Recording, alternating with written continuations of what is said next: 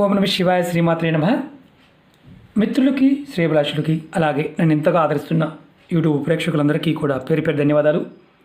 మిత్రులరా, మీ అందరికీ పరాదేవత ఎల్లవెల్లా మీతో ఉండి మీ మనోవాంఛ నెరవేర్చాలని మనస్ఫూర్తిగా కోరుకుంటున్నాను.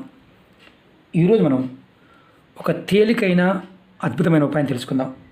చాలామంది మిత్రులు మెయిల్స్లోను, కామెంట్స్లోను గురువుగారు ఆ తేలికైన పదార్థాలతో డబ్బు రాబడి పెరగడానికి, డబ్బు నిరంతరం రావడానికి ఏదైనా ఉపాయం చెప్పండి అని చాలామంది అడిగారు. ఇది ఒక పురాతనమైన తేలికైన తాంత్రిక ఉపాయం. ఇది మనం ఎలా చేయాలి, ఏ విధంగా చేయాలి చెప్తాను. ఈ ఉపాయం చేయడం వల్ల మీకు లాభాలు ఎలా ఉంటాయో చెప్తాను. మీకు డబ్బు రాబడి పెరగడానికి ఉపయోగపడుతుంది. అలాగే డబ్బు నిరంతరం మీకు వస్తూ ఉండడానికి సహాయపడుతుంది. అలాగే మీరు చేస్తున్న పనుల్లో ఏదైనా పని చేశారనుకోండి, దాంట్లో డబ్బుకు సంబంధించి ఆటంకాలు వస్తున్నాయనుకోండి, ఆ ఆటంకాలు తొలగిపోతాయి. అలాగే రాబడి సంబంధించి, అంటే మీరు ఎవరికైనా అప్పిచ్చారు, ఆ డబ్బులు తిరిగి రావడం లేదు, చాలా కష్టపడాల్సి వస్తుంది. ఆ కష్టపడుతున్నప్పుడు వారి నుంచి వారి మనసు మారి మీకు డబ్బులు తిరిగి ఇవ్వడానికి అవకాశం ఉంటుంది. అలాగే కష్టానికి తగ్గ ప్రతిఫలం ఖచ్చితంగా వస్తుంది. అలాగే మీకు ధన ప్రాప్తి కలుగుతుంది. అలాగే మీరు ఏదైతే ఇంట్లో నెగిటివ్ ఎనర్జీ ఉంది, దానివల్ల మాకు డబ్బు రావడం లేదు, ఇలా అనుకునేవారు ఎవరైనా సరే, ఈ ఉపాయం చేయడం వల్ల మీకు ఆ నెగిటివ్ ఎనర్జీ తొలగిపోతుంది, మీ ఇంట్లో పాజిటివ్ ఎనర్జీ పెరుగుతుంది. అలాగే ఇంకో ముఖ్యమైనది ఏంటంటే, శత్రువులు మిమ్మల్ని కావాలని ఇబ్బంది పెడుతున్నారనుకోండి, ఈ ఉపాయం చేయడం వల్ల శత్రువుల నుండి రక్షణ లభిస్తుంది. అలాగే మీ మనసులో ఉన్న కోరికలు, అది ఎలాంటి కోరికైనా, ప్రతి కోరిక నెరవేరే మార్గం మీకు తెలుస్తుంది. ఈ ఉపాయానికి కావాల్సిన పదార్థం బియ్యం కావాలి, పసుపు కావాలి, అలాగే ₹1 కాయిన్ కావాలి. పూర్వం రోజుల్లో వీటికి వెండి నాణ్యాలు వాడేవారు. ప్రస్తుతం మనకి వెండి నాణ్యం లేదు కాబట్టి ₹1 నాణ్యాన్ని వాడదాం. మీరు ఈ ఉపాయాన్ని ఆడవారైనా మగవారైనా చేయవచ్చు. ఆడవారు నెలసరి సమయం ఉంటే చేయవద్దు, అలాగే మైలు ఉంటే చేయమాకండి.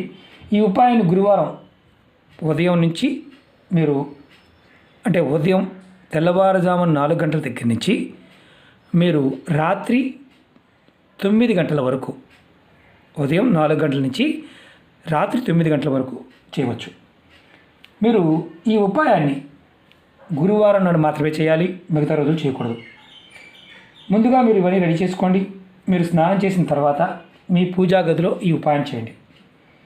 మీరు పూజా గదులు చేస్తే కనుక మీ ఇంట్లో వెంకటేశ్వరుడు బొమ్మ ఉన్న, అంటే బాలాజీ బొమ్మ ఉన్న, అంటే ఫ్యామిలీతో, అంటే మామూలుగా లక్ష్మీ వెంకటేశ్వరుడు ఉన్న, సింగిల్గా ఉన్న, ఏదైనా పర్వాలేదు, ఆ పటం ముందు మీరు ముందుగా ఆవు నెయ్యితో దీపారాధన చేయాలి. ఒకవేళ మీరు ఇంటి దగ్గర లేకపోతే మీరు ఈ ఉపాయాన్ని దేవాలయంలో కూడా చేయవచ్చు. అంటే అది కూడా వెంకటేశ్వర స్వామి ఉన్న దేవాలయంలో చేయాలి, అది గుర్తుంచుకోండి. మీరు దేవుడి దగ్గర చేస్తే ఈ పదార్థాలని ఎలా చేయాలో చెప్తాను, అలాగే దేవాలయం చేస్తే ఎలా చేయాలో చెప్తాను. ఈ రెండు కూడా జాగ్రత్తగా వినండి. అలాగే మీకు ఈ వీడియో నచ్చినట్లయితే లైక్ చేయండి, ఛానల్ని సబ్స్క్రైబ్ చేసుకోండి, పక్కనే ఉన్న గంట సింబల్ యాక్టివేట్ చేసుకోండి. మీకు నచ్చితే 10 మంది మిత్రులకు షేర్ చేయండి. అలాగే అనేక రకాల సమస్యల గురించి వీడియోలు చేశాను. ఛానల్లో ఉన్న వీడియోస్లోకి వెళ్ళండి, లేదా ప్లేలిస్ట్లోకి వెళ్ళండి, మీరు ఆచరించగలిగేదాన్ని ప్రయత్నించండి. అలాగే కొత్త ఛానల్ లింక్స్ కూడా వీడియో డిస్క్రిప్షన్లో ఇచ్చాను, వాటిని కూడా సబ్స్క్రైబ్ చేసి గంట సింబల్ యాక్టివేట్ చేసుకోండి. ఫేస్బుక్ లింక్ కూడా ఇచ్చాను, రిక్వెస్ట్ పంపించండి. మీకు ఎవరికైతే వీడియోస్ రావడం లేదో, చాలామంది కంప్లైంట్ ఏంటంటే మాకు నోటిఫికేషన్ రావడం లేదని. నేను ప్రతిరోజు పెట్టే వీడియోని ఫేస్బుక్లో కూడా షేర్ చేస్తాను. అలాగే మీరు ఈ ఉపాయాన్ని జాగ్రత్తగా వినండి. ఈ ఉపాయాన్ని మీరు దేవుడి గదిలో చేసేటట్లయితే కనుక, దేవుడి ముందు ఆవు నెయ్యితో దీపం వెలిగించండి.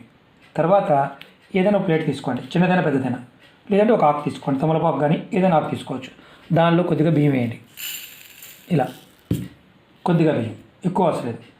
తర్వాత దాని మీద కొద్దిగా పసుపు వేయండి.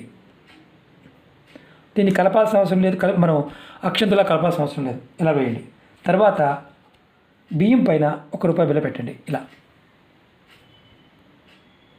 ₹1 బిళ్ళ పెట్టండి.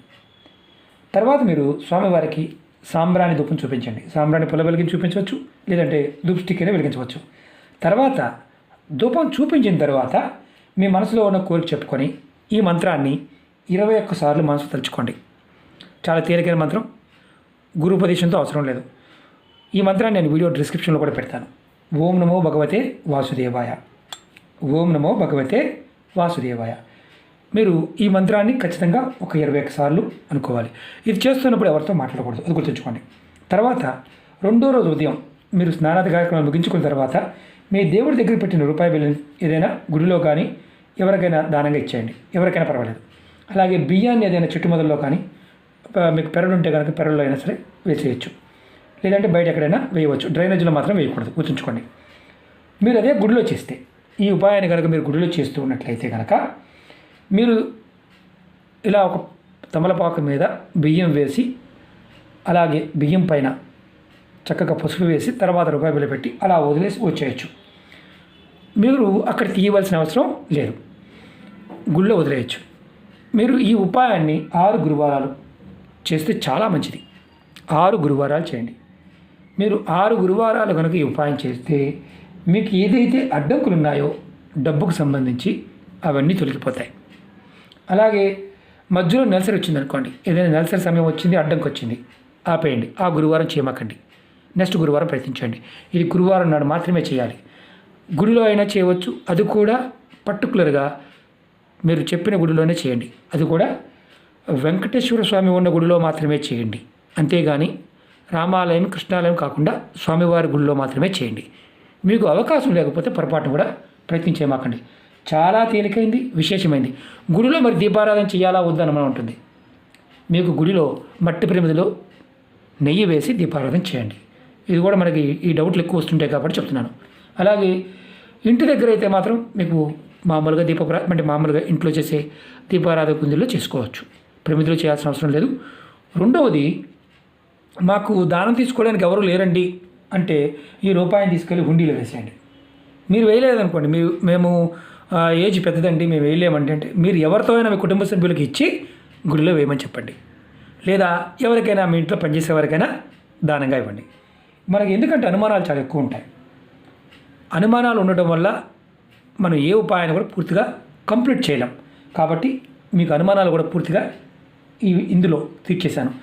నాకు అవకాశం లేదండి, విదేశాల్లో ఉన్నాము, మాకు అవకాశం లేదంటే చేయమాకండి.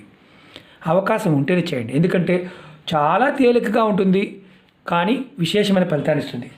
మీరు వేరే ఉపాయాలు చేస్తూ కూడా ఈ ఉపాయాలు చేయవచ్చు. మీరు 100 చేస్తున్నా 101గా ఇది చేయవచ్చు.